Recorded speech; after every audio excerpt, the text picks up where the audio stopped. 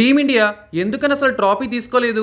Asia cup 2025లో ఒక్కసారి కాదు, రెండు సార్లు కాదు, సెప్టెంబర్ మంత్లో వరుసగా 3 సార్లు ఓడించి ఫైనల్స్లో కూడా చిత్తుగా ఓడించిన ఏషియా కప్లో మాత్రం టీమిండియా ట్రాఫీతో అస్సలు ఫొటోస్ దిగలేదు, అసలు ట్రాఫీతో సెలబ్రేషన్ కూడా చేసుకోలేదు. దీనికి కారణం ఏంటంటే పాకిస్తాన్ మంత్రి చేతుల మీద ఆ ట్రాఫీ తీసుకున్న మాకు అసలు వాల్యూ లేదు, అసలు ఆ ట్రాఫీ తీసుకోవడం అనవసరం అని చెప్పేసి మనోళ్ళు గ్రౌండ్లో అందరూ మొబైల్ చూసుకుంటూ అండ్ రీల్స్ వేసుకుంటూ ఫుల్ చిల్ అయిపోయారు మామ. ఒక్క మాటలో చెప్పాలంటే పాకిస్తాన్ మంత్రిగాడు ఇచ్చిన ఆ ట్రాఫీ మాకు అసలు అవసరం కూడా లేదు, మేము గెలిచాం అది చాలు అన్నట్టుగా వేరే లెవెల్లో రిప్లై ఇచ్చేశారు Suryakumar Yadav and team.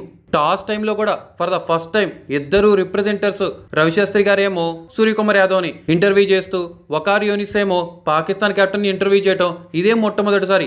Toss టైంలోనే అంత పర్టికులర్గా ఉన్నప్పుడు ఇంకా ట్రాఫీని మంత్రి చేతుల మీద ఎలా తీసుకుంటాం అని వేరే లెవెల్లో అసలు ట్రాఫీ లేకుండానే సెలబ్రేషన్ చేసేసారు మనోళ్ళు.